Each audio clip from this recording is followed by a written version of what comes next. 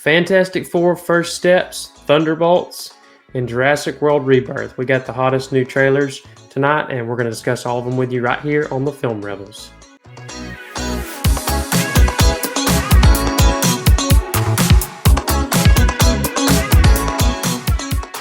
Just like we promised, we got a trailer discussion today.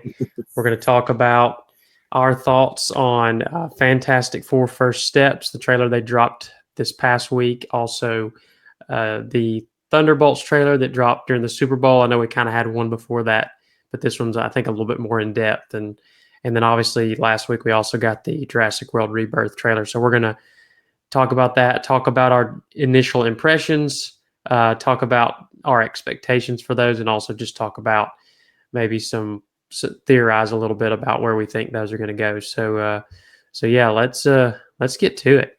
I guess we'll start with the one I think that's probably the one that at the forefront of everybody's mind, which is Fantastic Four. I mean, is there a bigger title out there this year? I mean, I guess you could make the argument that James Gunn's Superman movie is maybe as crucial in terms of the superhero genre going into this year. But I mean, think about it. Those two movies coming out in just weeks apart from each other, I think is kind of crazy considering, the Fantastic Four considered Marvel's first superhero family, all the way back to Stan Lee, Jack Kirby, and the Marvel comics. And obviously we've talked about before, we're not big comic book fans. I've been on a binge lately. I've been reading a lot of comics just to kind of immerse myself with some upcoming projects like the Daredevil Born Again, and I've read some of the Batman stuff as well, but also just reading a little bit of Superman to prepare for the Superman movie, and then I've also started reading a little bit of Fantastic Four too. So I'm trying to immerse myself in the culture a little bit so I can get an idea of where all these big comic book fans are come from when they're like, oh, well, this is like the comic, this is not. And so that's kind of where I'm at with it. But yeah, talking specifically on Fantastic Four First Steps trailer, what were your initial impressions just seeing that for the first time? Well, there'd been multiple reports that it was not going to be an origin story. So I don't doubt that. But I do think they'll kind of explore the team's origin in detail, basically how they got their powers, I guess, in the MCU. Kind of like they did with Spider-Man. They kind of show him getting bit by a spider, and then they jump forward a little bit. I think I'm okay with that. It's kind of been hashed. I know 2015 was the last time we had a Fantastic Four movie. I think something like that. We had a movie. Yeah.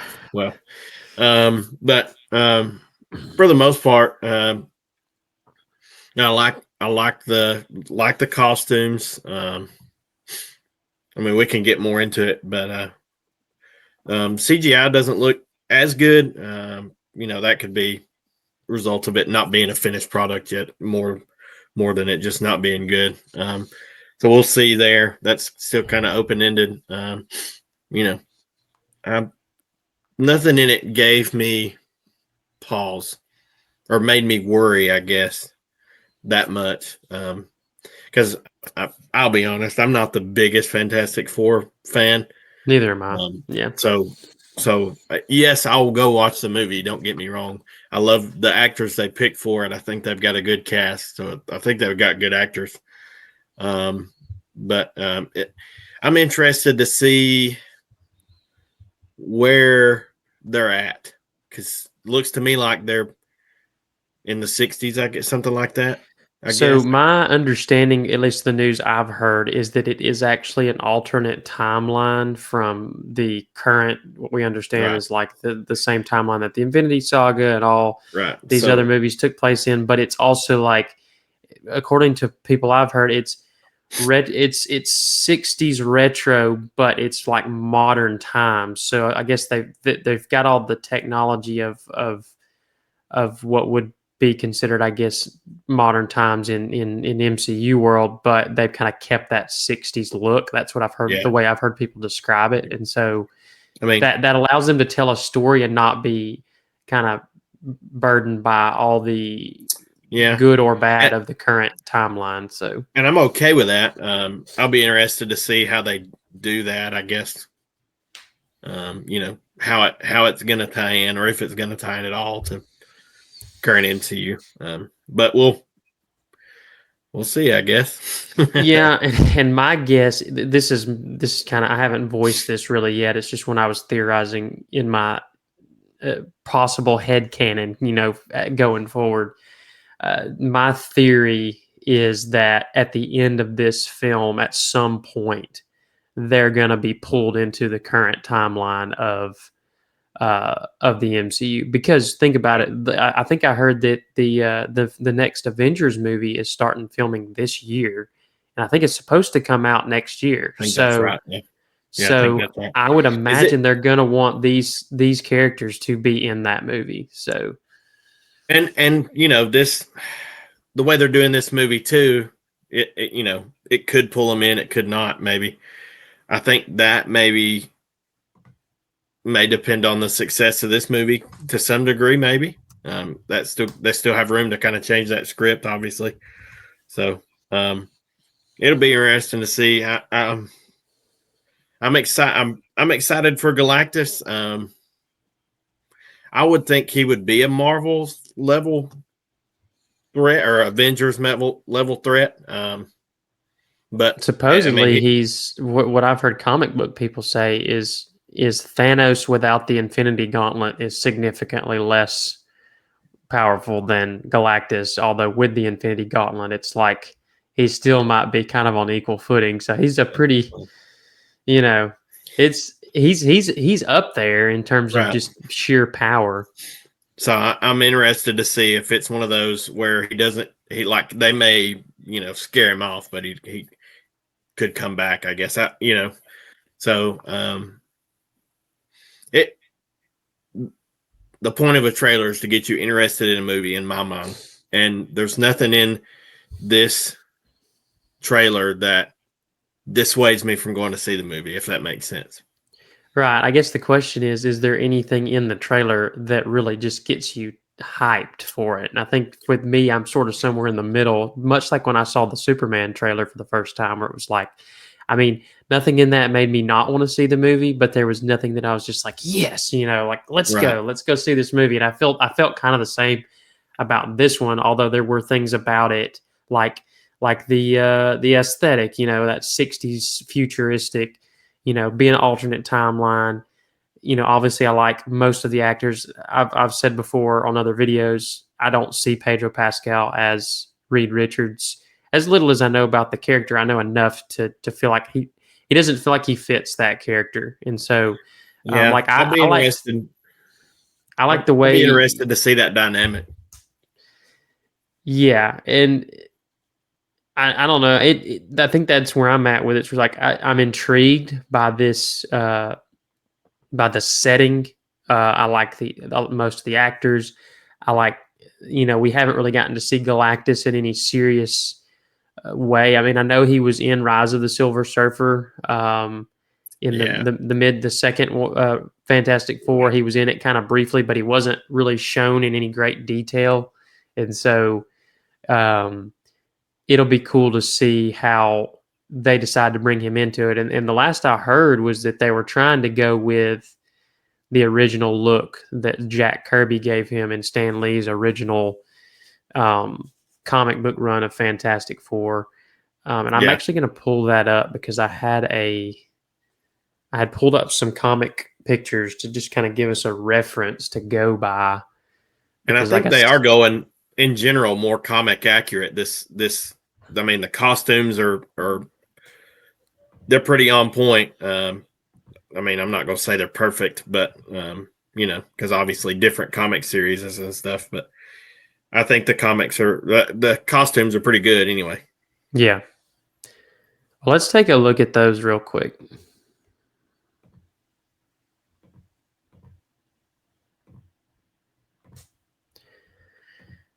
So, um,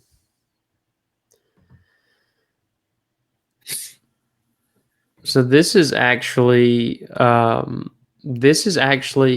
a couple different iterations of the Fantastic Four themselves. So the one on the left there is the original Stan Lee, Jack Kirby look, and as you can see, I think that's kind of more the one they're going for, especially with the Thing. Obviously, on the right there, the look is the style is a lot different.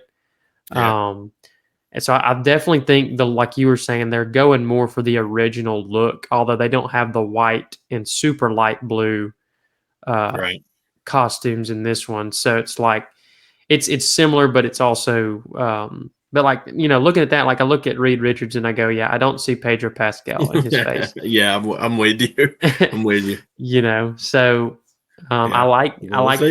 We'll see. and that's just kind of it's one of those things where like I'm willing to wait and see. I'm not going to just count it off because I'm not crazy about that choice. But and then I believe the if I'm correct here, the comic book cover here on the right is, I believe it's Hickman was the guy's name that he did a run with the Fantastic Four, and that's kind of his that's his version of it. And then the second page here is a look at the left. There is Jack Kirby, Stan Lee, Galactus, and Silver Surfer, and then the right here is Mark Waid and his run, and you can see the look of that is totally different.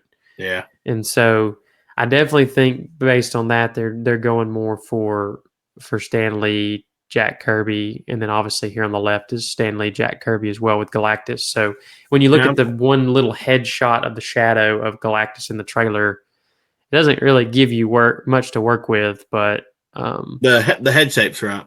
yeah, the shape's right. Yeah, that's about it. So, but I'll be curious to see how that looks. And there is like it's been said, there's a maybe a strategic lack of Silver Surfer in the trailer. yeah.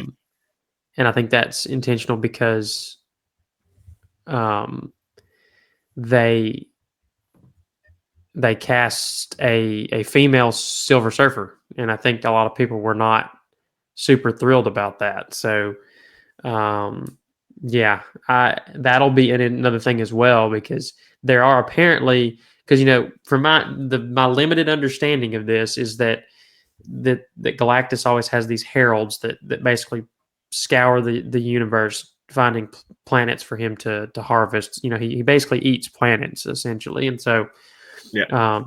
this herald is been played by has been multiple different people across Galactus's lifetime, and so apparently there are iterations of the character that were female, but the original one we saw in, say, the 2007, I think it was, Yeah. Fantastic Like Four was the original version of Silver Surfer, and I don't remember the guy's exact name.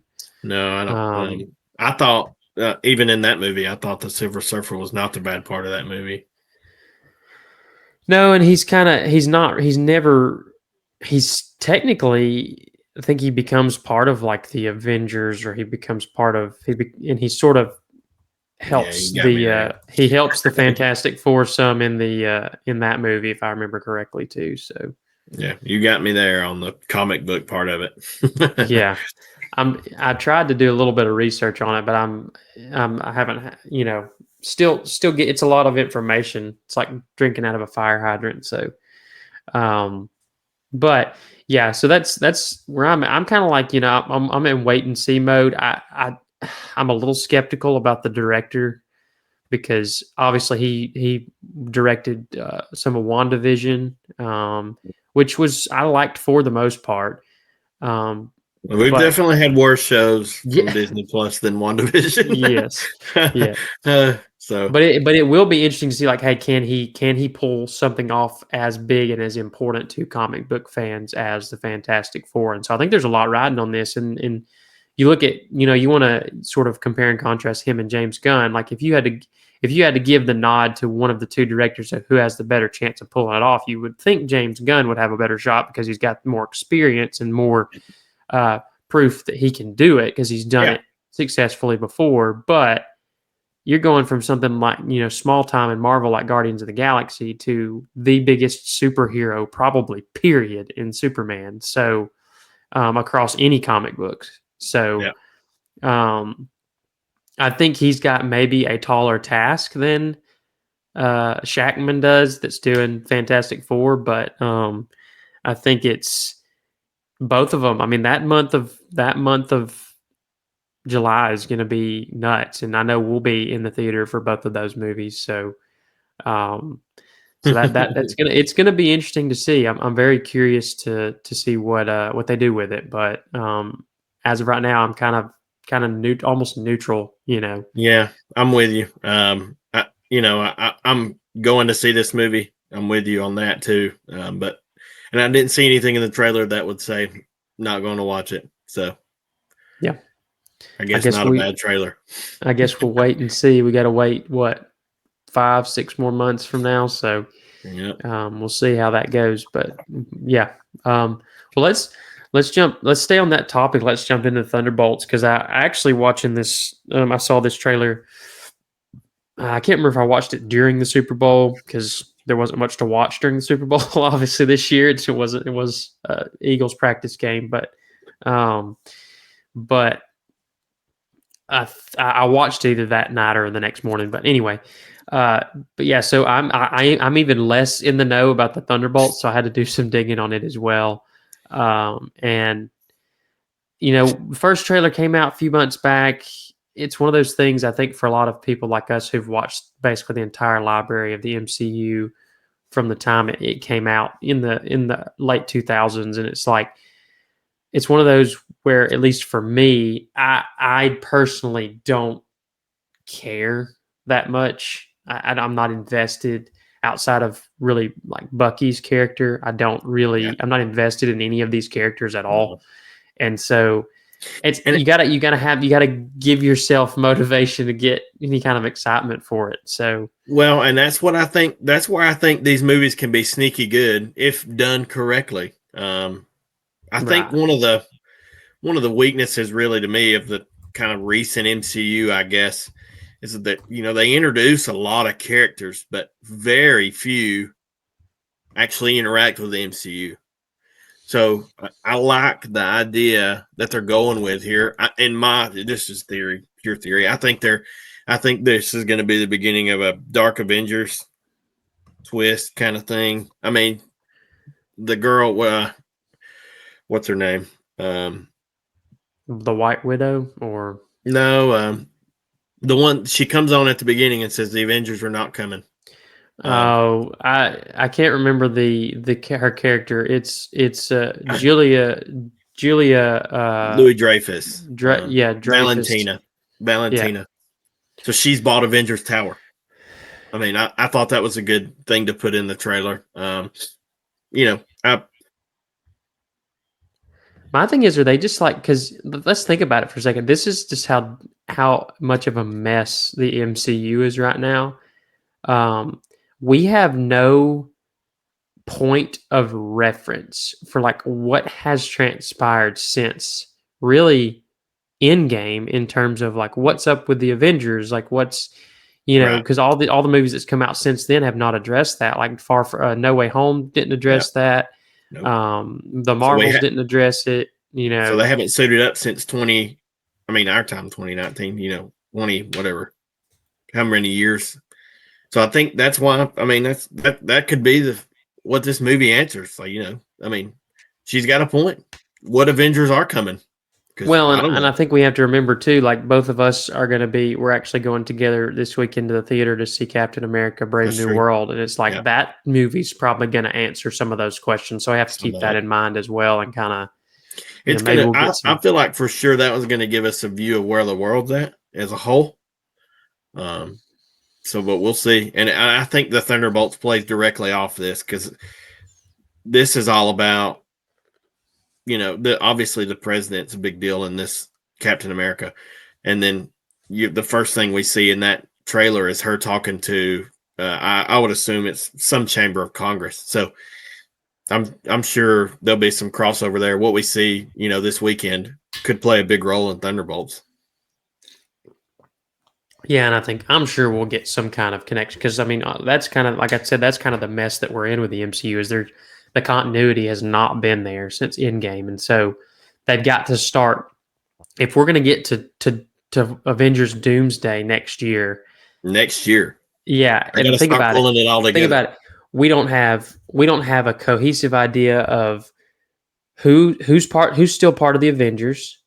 Uh, Yeah, we haven't even introduced Doctor Doom in a movie yet, and he's supposed to be the big villain for that. yeah. Um, we don't even know. You know, there's not even any kind of there's not even going to be hardly any lead up to that. It's just going to be Well, like, oh, he's just going to show up, and then we right. have an Avengers movie. You know. Well, the first Avengers, you could say it was like that, but there was kind of Shield was kind of the overarching like thread for all of those guys, right?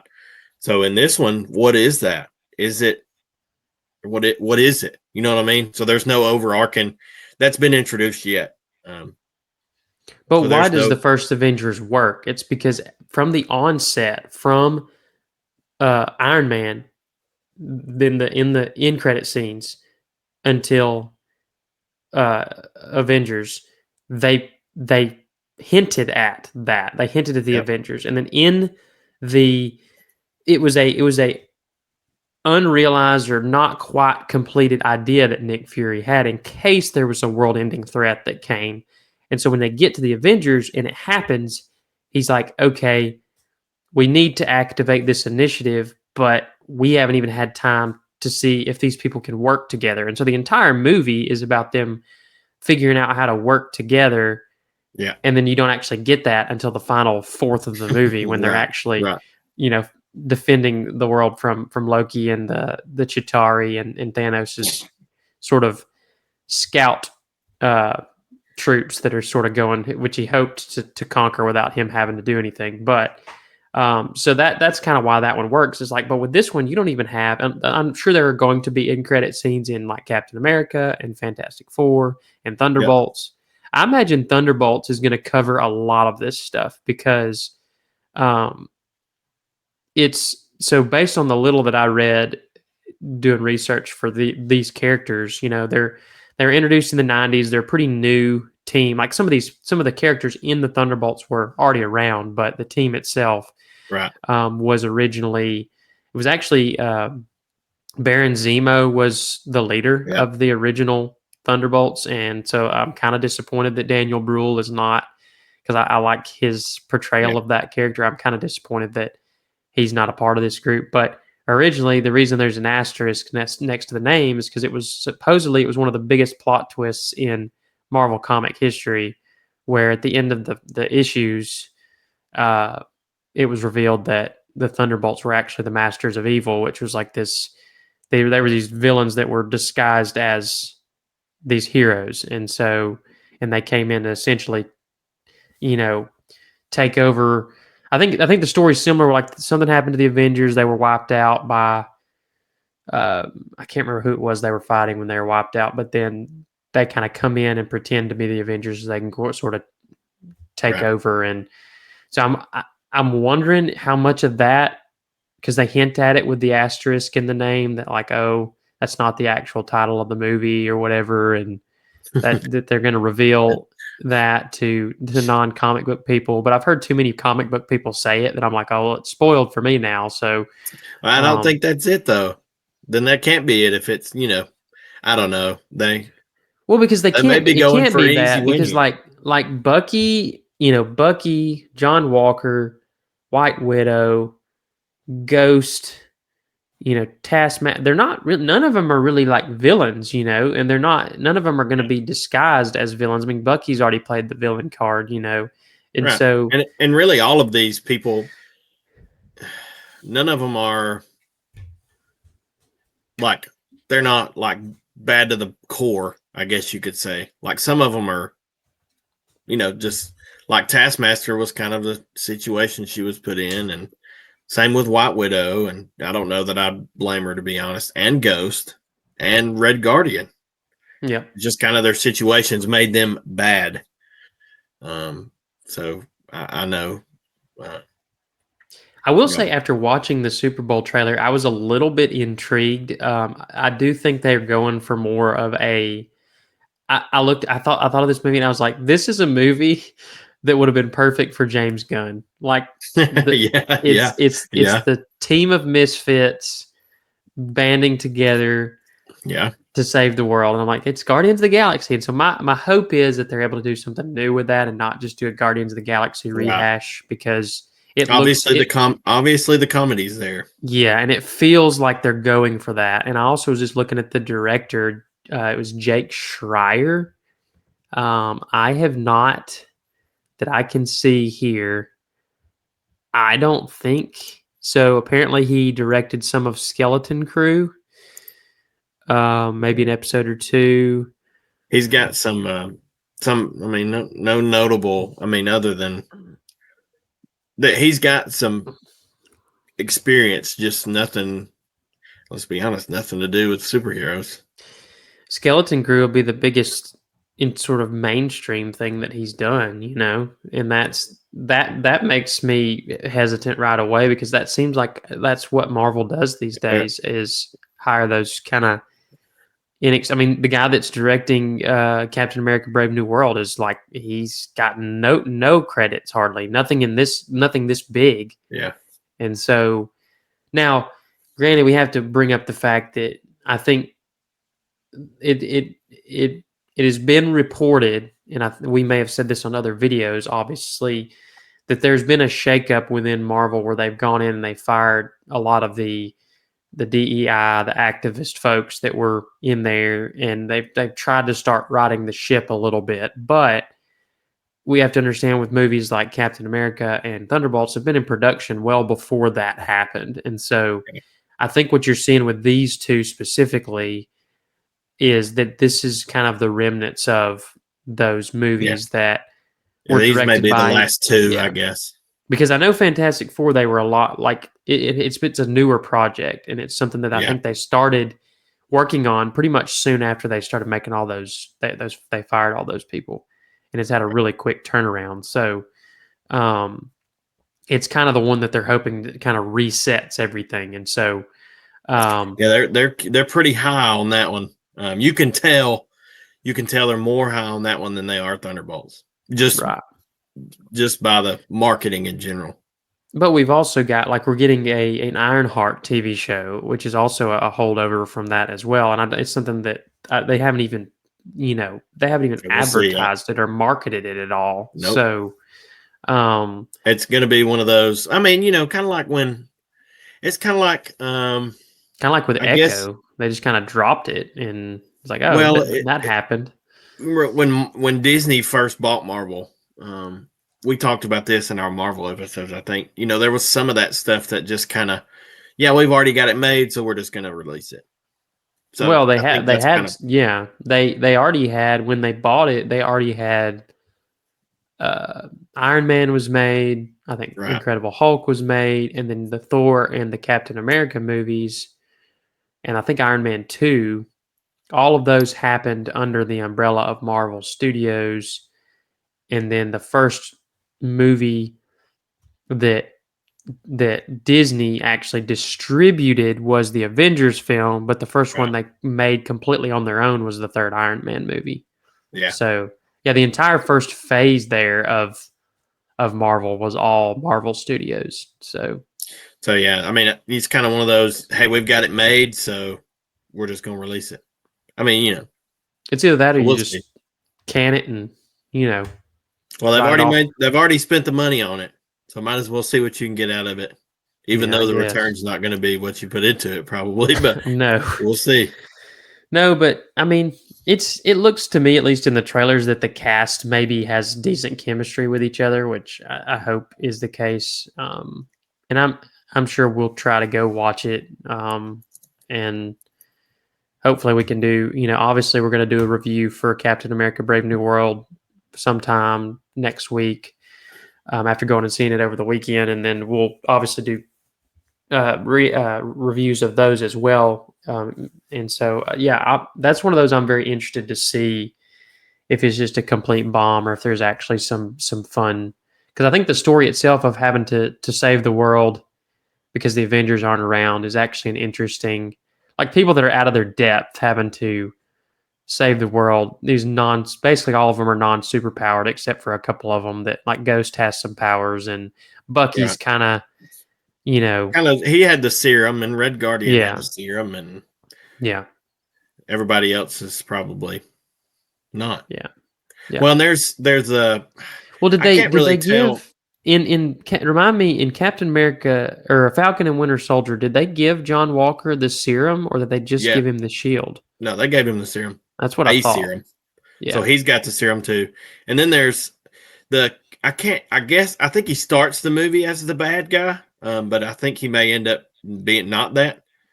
Um, The I one can't think of his. superpowered guy. It's Sentry Yeah, is the character, and yeah, he's supposed to be part of the Thunderbolts, like right. the So I'm team. I'm So I'm thinking he's got some power somehow, but I guess we'll probably find that out. yeah, it'll be interesting to see where they go with it. I'm a little intrigued. I'm not expecting big things from it, but I am a little bit intrigued by it. Yeah. All right, well, let's jump over to our last one. We're going to talk a little bit about Jurassic Mm, World Rebirth. they I need a don't. rebirth. Yeah, they need to retire. I'm I'm Because this. So, just to preface, yeah, I'm a huge fan of the original Jurassic Park movie. I mean, it's one of those. I remember watching it for the first time. I remember, no joke, my grandparents had this movie recorded on a VCR tape. It was a TV. It was on TV. They recorded it, and me and my uh, brother were over there one day. We were probably, I don't know, 12 or 13. Probably well, weren't supposed to be watching it, and we snuck in the back room and put it in the VCR. And it has all the commercials and everything because it's on TV. And. But like that's the first time I watched it. I remember loving it. I mean, it scared the crap out of me the scared first you to time I death. saw it, but I loved it. And so, it takes me back to that. And then obviously watching The Lost World and then Jurassic Park 3. Yeah. I'm a fan. The first and the third one are my favorites. The second one, the story's not great. We're gonna get into some of that here in a minute and kind of why that was, but then obviously those take place. I think the third one was maybe 90. Was it early 2000s or was it 90, like 98, 99? Let's see, I don't Jurassic. remember. You have to look that one up. It was 2001. Okay, so yeah, so I think Jurassic Park 2 was 97. Okay, so the original one came out in 93. So there was a 4-year gap between all of them. So yeah, I remember watching the third one quite a bit, and even though the third one obviously it's not based on any book material because there was only 2 books. I enjoy it as kind of a you don't have to think about it a lot movie, Yeah. and it's got some fun sequences in it but to me it had a better plot than the second one because Yeah. I'm the with you. second one was just yeah, not great. Well, I mean, I don't know. I like those three better than, Well, they're still better I don't than, know. yeah. We need to do Jurassic World consensus ranking, I guess. We need to do a Jurassic Park franchise retrospective like we did with Transformers, where we just go Yeah. watch them Yeah. all and then talk back through We them. need to wait on this one to come out. I am Look, I was that kid that loved dinosaurs growing up, right? So I loved Jurassic Park, all three of them. And Land Before Time as a kid, I'm sure. I know I oh did. yeah, the dinosaurs movie from Disney, Yep. like, Yep. okay, love it. All right. And I hate this trailer. You I'm hate it. sorry. I hate this trailer. Like, are we trying to do, okay, you remember in Transformers we talked about it. It's been out long enough I can talk about it. why in the world are we trying to add Transformers and G.I. Joes together? I get the feeling we're about to add Jurassic World and Aliens together, okay? An alien, whatever. So I'm not about it. Sorry. The big bad is not like, come on. Just make it a normal dinosaur. It ain't got to be like a. But see, the way you feel right now is exactly how I feel. I'm just a little bit more. I guess I'm not. I'm not like a hardcore fan of, especially Jurassic World. I kind of separate Jurassic Park movies over here and Jurassic World movies over here. Yes. But I think the problem is that, and I've heard other people say this, or something to this effect, is that there's really just not a whole lot more you can do with the franchise at this point. And so they're sort of rehashing other ideas that have been done better already. And at this point, why are we going back? What's the point? It never goes well. What do we do? Well, and my thing was too, and I said this, I can't remember which video we were discussing this topic specifically, but I said my idea for, we obviously got Jurassic World Dominion after Fallen Kingdom, and I remember saying after Fallen Kingdom, I was like, what they need to do, because at the end of Fallen Kingdom, all the dinosaurs escape from this big mansion somewhere in California, wherever it is, and they're out into the mainland, and it's like what they need to do is fast forward like 10, 20 years or whatever it is, and now all the dinosaurs have just taken over the United States, and it's sort of like this apocalyptic thing where humans are having to survive from dinosaurs and so like this. And so when we got Dominion, which was easily the worst Jurassic Park / Jurassic World movie we've gotten so far. Mm-hmm. Like, it was hot garbage. I remember. Yeah. Oh, that movie made me so mad because I was kind of excited to watch it. Yeah. I don't think I've watched the whole thing. I'm going to be honest with you. Like, I don't think I've ever made it all the way through it. Like, I watched the beginning and the end, but all the middle, like.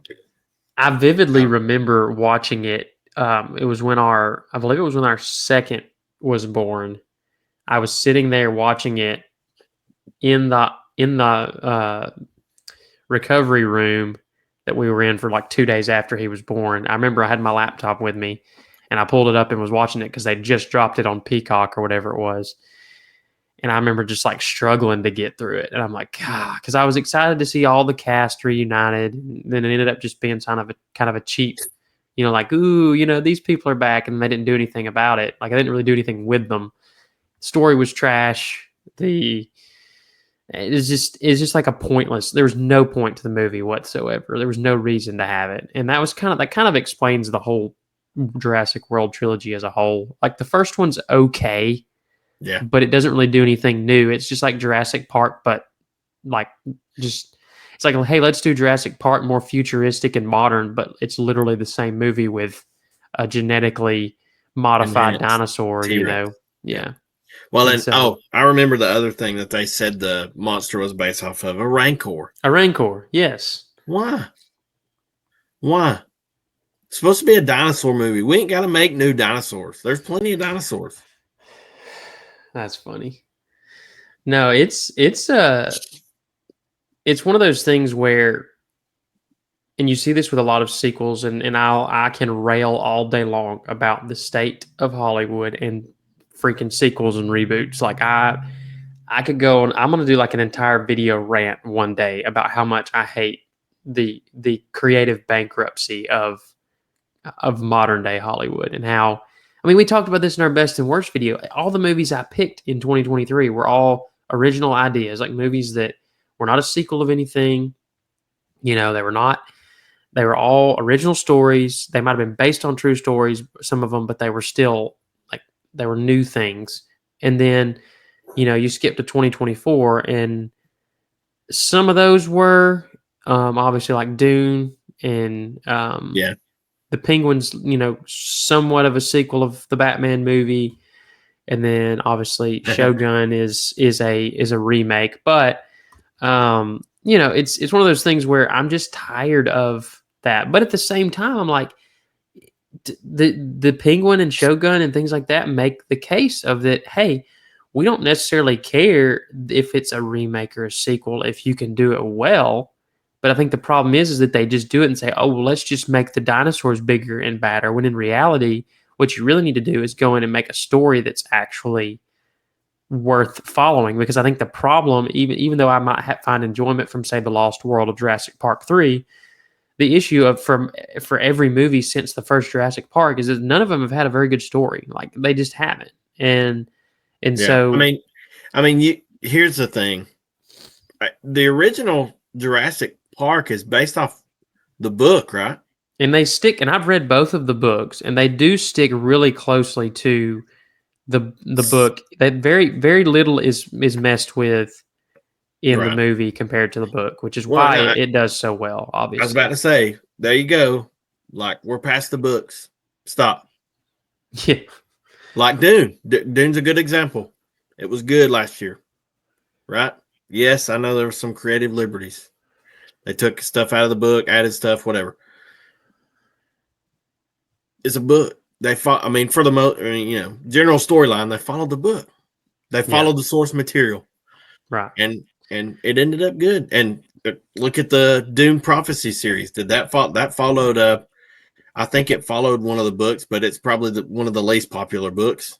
Well, it was by his son and not by Frank Herbert himself. Well, So right, and that's kind of fell flat a little bit. So I don't know. We're done with the book. You're past the books. Stop.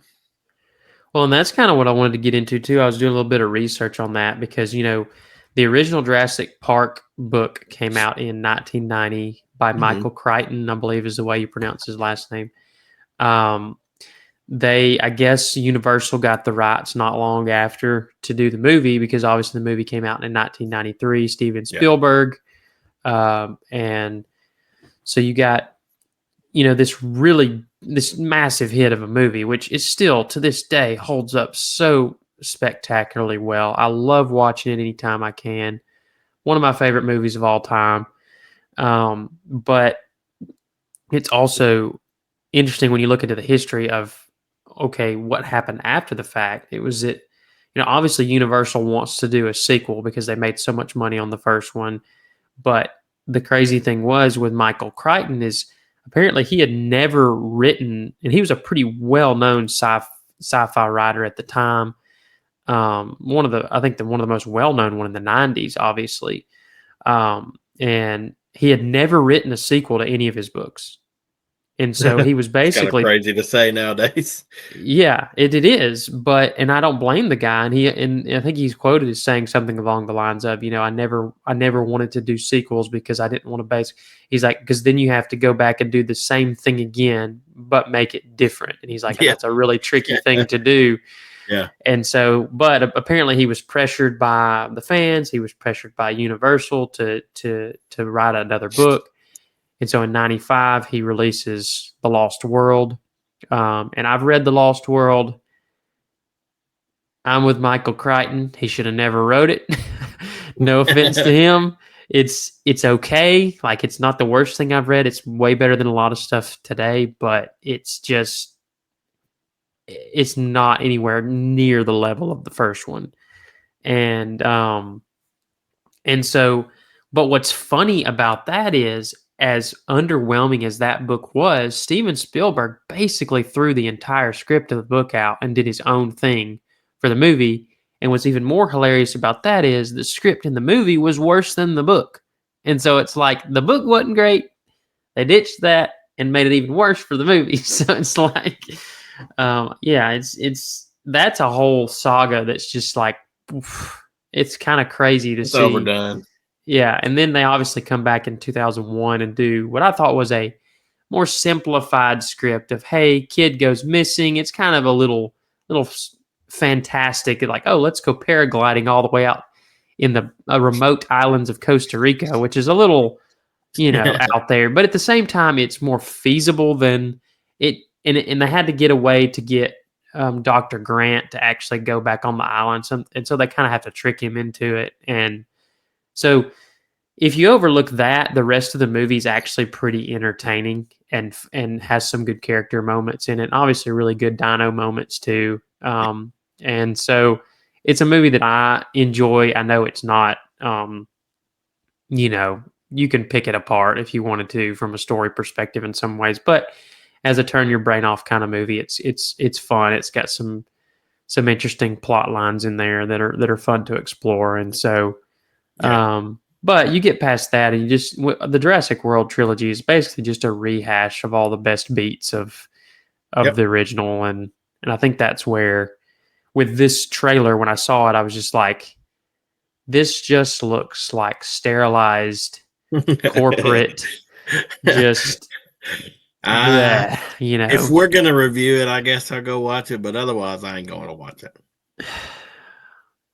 I We'll feel like we see. should. I feel like we should go watch it just so we can tear it apart, you know. Ah. Because like I like Scarlett Johansson, I like Mahershala Ali, like those are great actors, but it's just one They of did those get good things. actors. I'll give them that. Yeah, it's just not. I just don't know that I really want to. It just doesn't look like it looks like a movie that's going to bore me, maybe more so than Dominion did, you know. So, Oh boy.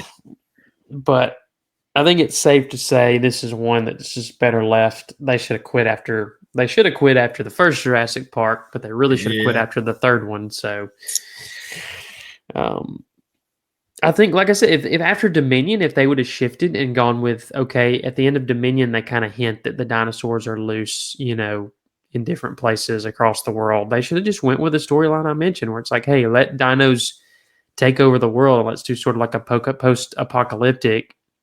And you could have went with new cast because, okay, maybe it's 50 years later, Right. 100 years 20, later. 10, 15. Yeah, Yeah. right. And they've inhabited it, and the humans are trying to survive, and which would have been a little bit hard to uh, pull off because you think about it, it's like, okay, if the Earth were to get, you know, overrun by dinosaurs, they just get out their missiles and their tanks and stuff and just mow them down, you know. So you would have had to come up with Uh, something to like a legitimate reason. Maybe you do like Planet of the Apes, where some sort of disease is spread that kills off a bunch of the humans, you know, or something like that. So yeah. I don't know, Anyway, but yeah. But overdone. it's overdone. Not looking forward to it. Probably gonna suck.